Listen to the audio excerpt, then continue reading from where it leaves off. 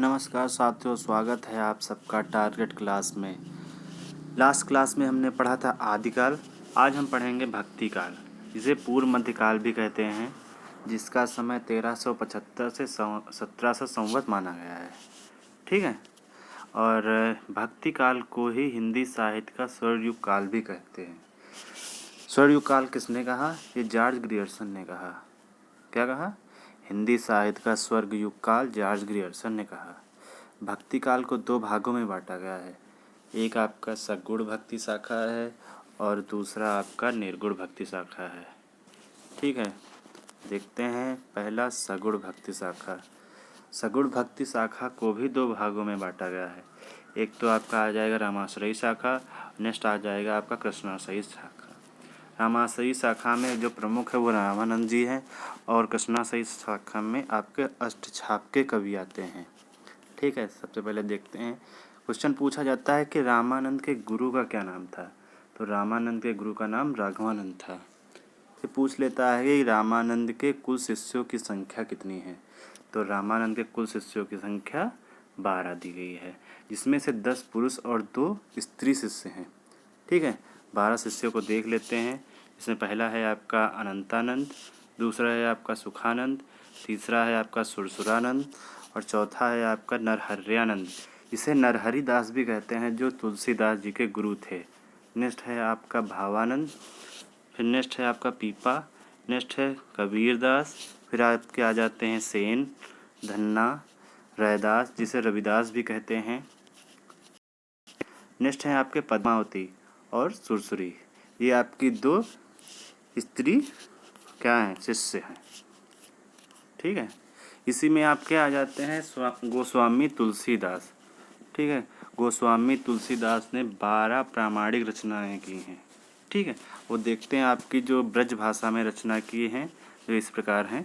ब्रज भाषा में पहली आपकी आ जाती है कवितावली, जिसमें 7 कांड दिए गए हैं।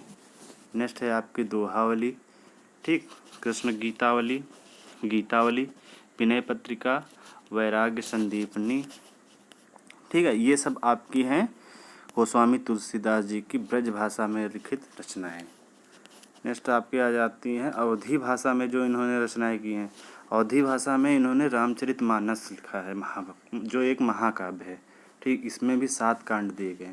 पूछ लेता है रामचरितमानस को लिखने में कितना समय लगा? तो रामचरितमानस को लिखने में लगा समय 2 वर्ष 7 माह 26 दिन। ठीक, रामचरितमानस के 7 कांडों के नाम भी पूछ लेता है। 7 कांड में आपके आ जाएंगे पहला बालकांड, ठीक, दूसरा अयोध्या कांड, तीसरा अरण्य कांड, चौथा है किष्किंधा कांड, पांचवा है सुंदर कांड, ठीक, और छठा है लंका कांड, सातवां है उत्तर कांड। ये आपको सीरियल से याद करने हैं। ठीक है, ये रामचरितमानस के 7 कांड का उल्लेख है। तुलसीदास जी की अन्य भी रचनाएं कुछ हैं, जैसे आपकी है जानकी मंगल है, पार्वती मंगल है, ठीक, रामाज्ञा प्रश्न है, बरवे रामायण। ये गोस्वामी तुलसीदास की अन्य रचनाएं हैं। जो रामचरितमानस की रचना तुलसीदास जी ने की है, वो लोक मंगल के लिए किया है। ठीक, तुलसीदास जी ने जो रामचरितमानस की रचना की है, वो लोक मंगल के लिए की है। फिर नेक्स्ट आपके आ जाते हैं केशवदास जी। तो केशवदास जी को रामचंद्र शुक्ल जी ने कठिन काव्य का प्रेत कहा है। किसने कहा है? रामचंद्र शुक्ल जी ने केशवदास जी को कठिन काव्य का प्रेत कहा है।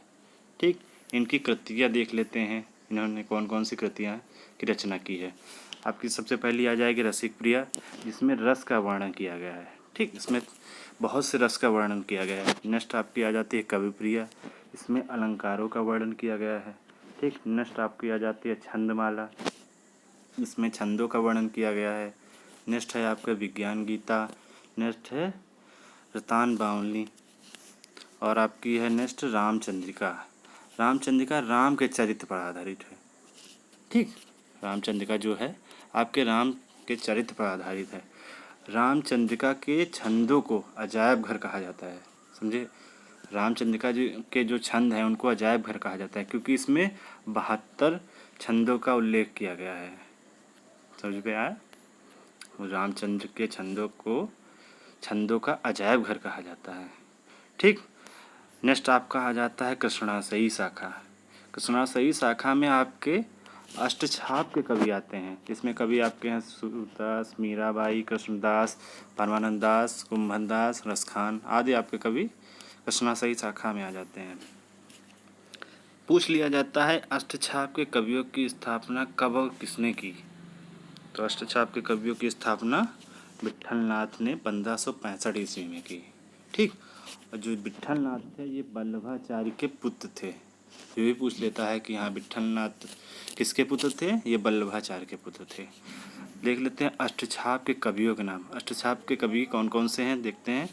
पहला है आपके सूरदास हैं, कृष्णदास, परमानंद दास, कुंभन दास और नेक्स्ट आपके हैं नंददास, चतुर्भुज दास, छीत स्वामी, गोविंद स्वामी। ठीक। ये आपके अष्टछाप के 8 कवियों के नाम हैं। इसमें पूछा जाता है कि अष्टछाप के प्रथम कीर्तिकार कौन थे। तो ये बहुत इंपॉर्टेंट क्वेश्चन है। अष्टछाप के प्रथम कीर्तिकार कौन थे। अष्टछाप के प्रथम कीर्तिकार कुंभन दास थे। ये बहुत बार क्वेश्चन आया हुआ है। ठीक है। नेक्स्ट इसी में आ जाता है, आपको पूछ लेता है कि 82 वैश्वन की वार्ता और 252 वैश्वन की वार्ता जो एक अलग अलग जीवनी है। ठीक। इसकी रचना किसने की है। इसकी रचना गोकुलनाथ जी ने की है। ठीक है। आपको आई होप कि आपको ये क्लास समझ में आई होगी। धन्यवाद।